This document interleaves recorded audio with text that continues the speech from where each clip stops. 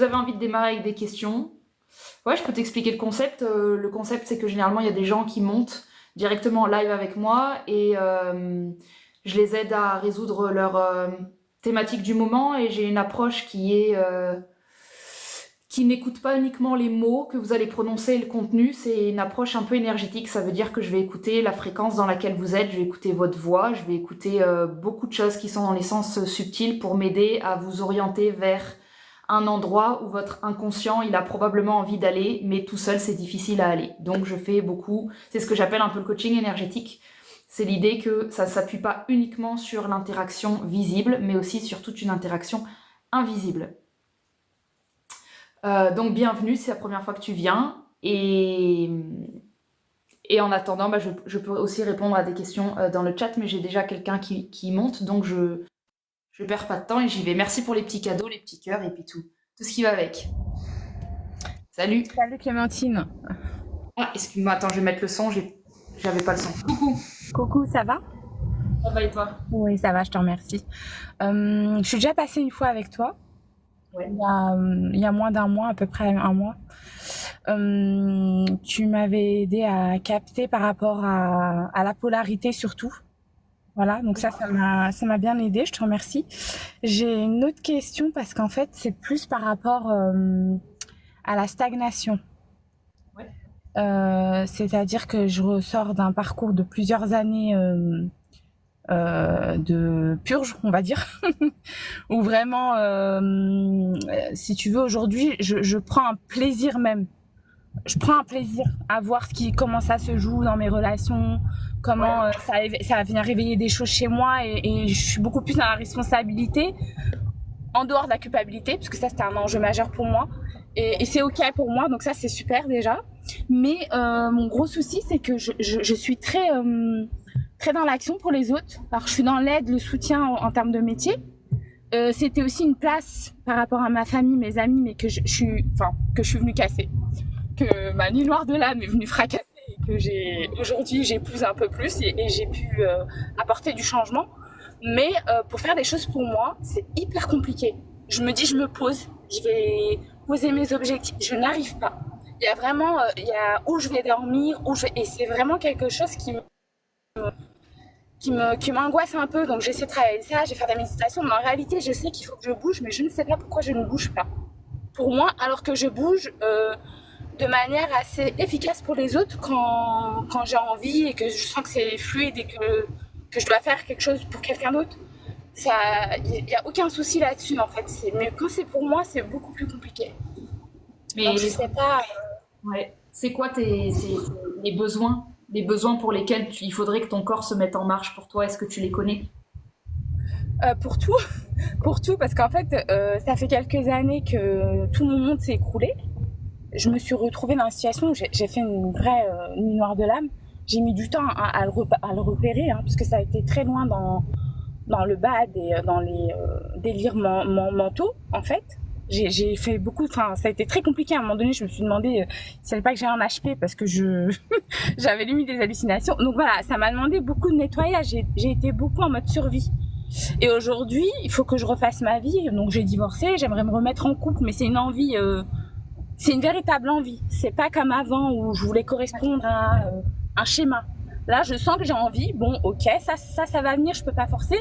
Par exemple, j'ai envie de changer de métier, rester dans l'accompagnement, mais sous une autre forme. Je veux déménager, je n'arrive pas à déménager. Enfin voilà, il y a des choses comme ça très concrètes. Alors que je suis pas non plus dans le laisser-aller total, mais dès qu'il s'agit de choses...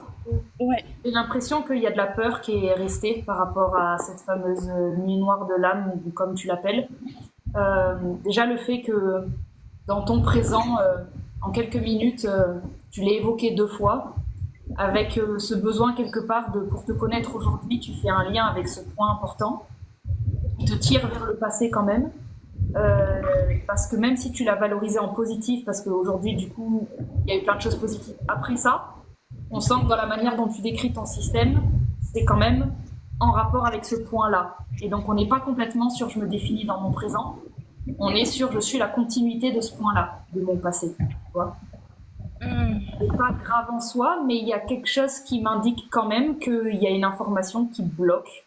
Et j'ai l'impression que le fait que tu aies potentiellement frôlé la folie, si j'ai bien compris ce que tu racontes, en tout cas que tu as pu avoir des sensations de ça.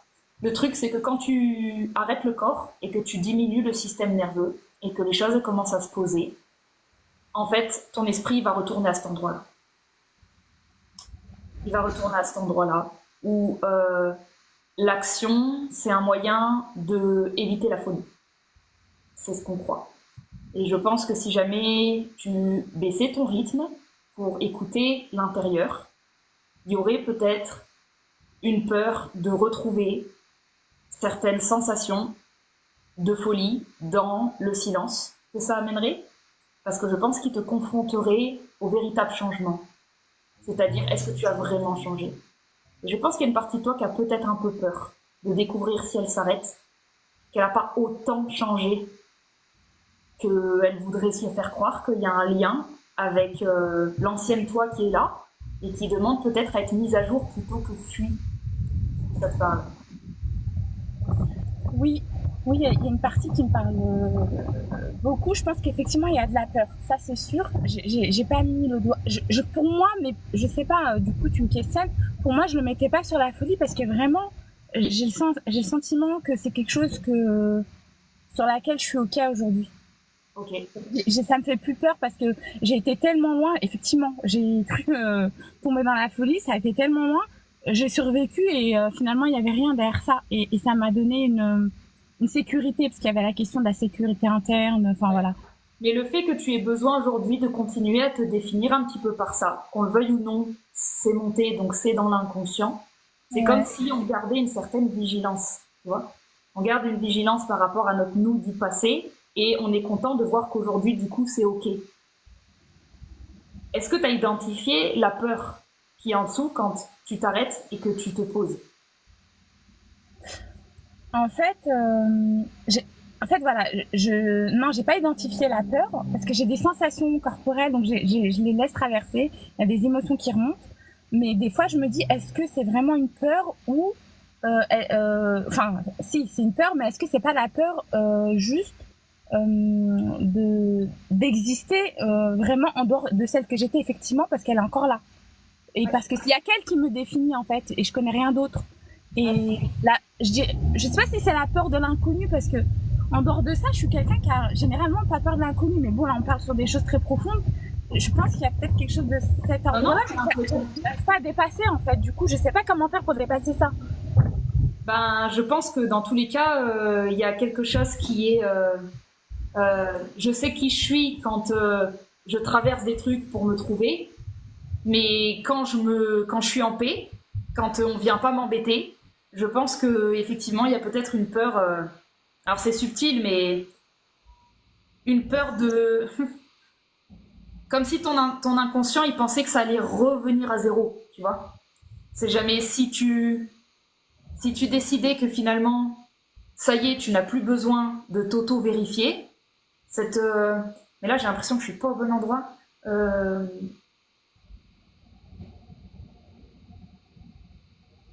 Non, c'est un peu un truc anesthésiant. Ah oui, anesthésiant, ça me parle. Ouais, parce que si tu veux, là, vraiment énergétiquement, j'arrive plus à aligner une seule pensée. Et du coup, si je suis à l'endroit où toi tu es, c'est un truc. Bah, ces endroits-là, je les reconnais comme étant un peu en dehors de nous. Ça y est, je l'ai, l'entité.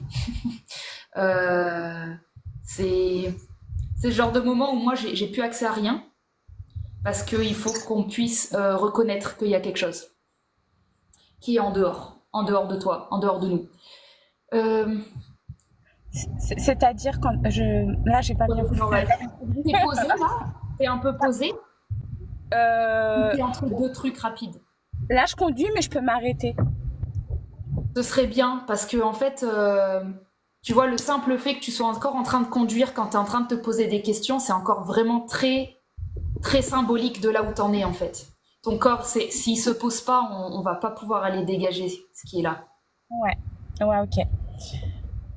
Ouais, c'est bon, ouais. C'est bon, je me suis arrêtée. Ok, cool.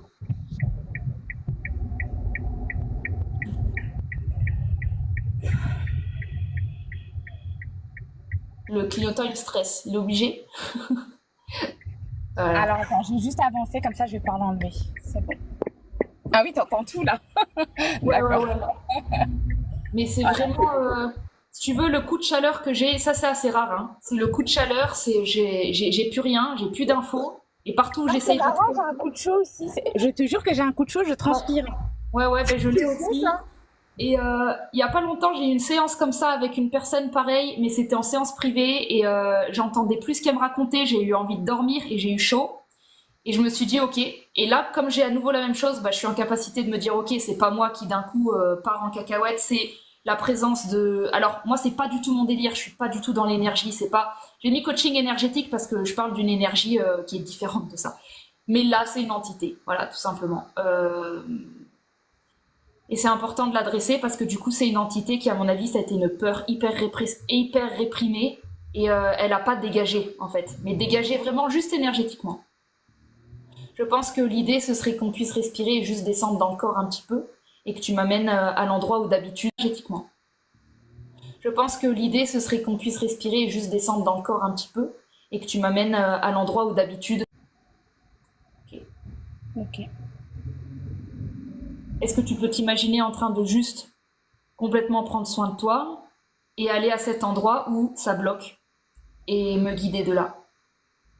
En fait, là, c'est bizarre parce que tu sais, j'ai les larmes qui montent. Enfin, j'ai pas les larmes qui montent facilement, mais là, Ouais. je suis au niveau du plexus. Je descends, mais là, tu vois, j'ai des vibrations et ouais, je sais pas, mon corps il réagit là. Ok, c'est cool, c'est cool. Tu vois, le simple fait de t'arrêter, hein. Le simple fait de t'arrêter. Donc de quoi on a peur quand on s'arrête? Qu'est-ce qui se passe? En fait, c'est marrant que tu aies parlé d'entité parce que j'ai pas peur de la folie, mais c'est vrai que j'ai une peur qu'il y ait des entités. Tu sais, la dernière fois, quand je t'ai parlé, je te parlais je pense que tu t'en souviens pas, parce qu'il y a du monde, je te parlais des sensations que je ressentais, des fois Ouais, même du toucher, et ça me faisait peur, et en fait, j'ai peur ouais, de ça, en fait. Parce que ouais, je veux pas aller là-dedans, je maîtrise pas ce truc, et j'ai pas ouais, envie. Et je du coup, comprends. c'est comme si, peut-être il y a quelque chose de cet ordre-là C'est qui me bloque. exactement ça. C'est exactement ça. En fait, il y a une partie de toi, elle a tellement peur du monde de l'énergie que si tu veux, à chaque fois qu'il t'arrive des trucs, ton inconscient, il le met dans une salle d'attente. D'accord? Il le met dans une salle de non, non, je veux pas ressentir. Et en fait, il compresse, il compresse, il compresse. Et là, quand tu viens demander officiellement de l'aide sur quelque chose et que moi je rentre en lien avec ça, je me prends une douche. J'ai pris une douche de ta salle d'attente. C'est pour ça que j'ai complètement perdu le fil. Et c'est très très cool qu'on en parle. Parce que plus tu vas éviter ce monde-là, plus tu vas créer des répressions énergétiques. Et à un moment, de toute façon, on va les vivre. Donc, l'idée, c'est que pour avoir la maîtrise de tes peurs, il faut qu'on puisse s'entraîner tranquillement à aller à l'endroit où tu as peur et comprendre que le fait que tu aies peur des entités, des fantômes, de tout ce qu'il y a, c'est quand généralement on a peur de ça. C'est-à-dire on a peur de la peur. La douche que j'ai reçue, c'est de la peur de la peur. Ça veut dire qu'il n'y a pas de maîtrise à l'intérieur. Et il faut qu'on commence à créer une maîtrise. Il faut qu'on commence à se rendre compte que dans le corps, on n'est pas dépourvu de puissance. Pas du tout. Le simple fait que là, on en parle de la peur, elle a déjà plus de pouvoir. Moi, c'est bon. Ma lucidité est revenue, le flou, il est un peu parti, j'ai encore un peu chaud. Mais c'est normal, c'est tranquille. Et l'idée, c'est qu'on puisse descendre dans le corps et que tu accueilles ce dont tu as peur, c'est-à-dire l'invasion, l'envahissement. Mais que tu l'accueilles à un rythme très lent, comme si c'était juste de l'énergie, n'y mets pas d'interprétation. C'est pas des entités, c'est pas des fantômes, c'est pas des gens, c'est rien. C'est ton énergie à toi que tu as mis de côté parce qu'elle te fait peur. C'est marrant que tu parles d'envahissement parce que ça, c'est un mot qui revient souvent quand je parle et même dans mes relations parce que je ne supporte pas d'être envahie C'est ça. de manière générale et ça, enfin, du coup, ça me parle ce que tu dis. Ouais. C'est pour ça que ton débit de parole, il est quand même assez accéléré. C'est pour ça que quand tu m'appelles, j'ai l'impression que tu es dans une voiture de course. C'est pour ça que tu peux pas te poser. C'est parce qu'il y a une peur de ralentir. Donc il faut qu'on ralentisse. Et le débit de parole et la respiration. Jusqu'à ce que tu tombes dans un endroit qui va te reconnecter à l'astral. L'astral, c'est un endroit dans lequel on baigne. Tu peux pas y échapper. On baigne dans une matrice d'astral, c'est-à-dire qu'on baigne dans de l'énergie. La croyance que tu t'es fait vivre de penser pouvoir en y échapper, elle t'a fait dissocier ta conscience. Elle a fait dissocier, je n'y touche pas, mais tu es dans le bain. Donc à un moment, on va se prendre la douche. Parce que, en fait, c'est vrai, je pense que c'est très. Enfin, effectivement, quand tu disais tout à l'heure, peut-être qu'il y a des niveaux où j'ai pas tant avancé que ça, effectivement, parce que si ça bouge pas à l'extérieur, c'est qu'il y a quelque chose. C'est ce que je me dis.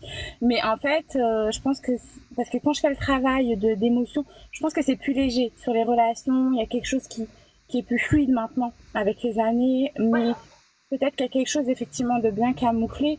Parce que tu sais, je viens d'un milieu où j'ai de la famille. Enfin, moi, dans ma famille, j'ai des personnes, c'est des sorciers, des vrais sorciers. Ouais. Et qui font des trucs comme ça, et c'est vrai que ça m'a toujours fait peur. Il va falloir qu'on capte que il va falloir qu'on récupère ton pouvoir à l'endroit où tu as décidé ça me fait peur, donc j'en ai plus. Ça me fait peur, donc tu es sorti de ton corps et donc on n'a aucun pouvoir. Ça veut dire qu'aujourd'hui, ton inconscient, la manière dont il fonctionne, c'est que si un jour on t'attaque énergétiquement, tu le sais au fond de toi, tu es impuissante et tu roules avec cette impuissance. C'est avec ça que je suis en lien. C'est celle-là la peur que tu n'as pas identifiée. C'est que tu sais très bien qu'à un moment, tu pourras fuir à l'autre bout du monde. Si on te jette un sort, tu peux rien y faire. Voilà. Ouais, là, ça sort. L'analyse pas, juste vis-le, ressens-le, et dis-toi que ce que tu es en train de ressentir là, le fait que tu pleures, le fait que tu aies de l'émotion, ça veut dire que tu habites ton corps. Quand tu habites ton corps, tu es intouchable. À cet endroit-là, tu es en puissance.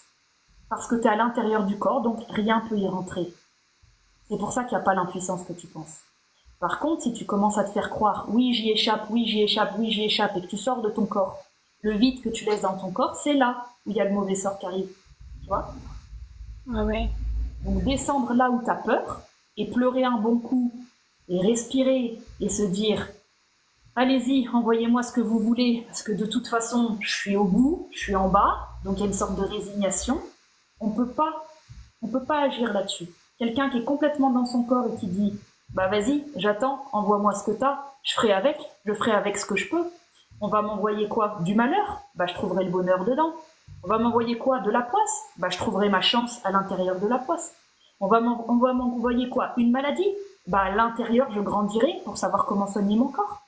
Qu'est-ce que tu veux faire? C'est la peur qui a du pouvoir sur toi. C'est pas le mauvais sort, c'est la peur. Ouais, ça me parle beaucoup ce que tu dis. Là, il y a un truc qui s'est. Là, tu as touché un truc, c'est quand tu me dis que. Quand tu me dis que. Quand tu me dis que. En fait, le fait de ne pas être dans mon corps, c'est là que les choses peuvent venir, effectivement. J'ai eu l'habitude d'être plutôt dissociée. J'ai été très longtemps dissociée, donc j'ai mis du temps à m'en rendre compte.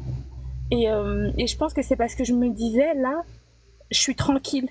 On me laisse en paix et je risque rien si je suis pas dedans. Oui, c'est le principe de la dissociation. C'est ce que pense la conscience. Elle s'en va à un autre endroit, comme ça, elle sauve un endroit qui peut continuer à être en paix pendant que l'autre est sacrifié. C'est juste qu'il y a un moment, il faut remettre à jour. Ouais. Oui, c'est super.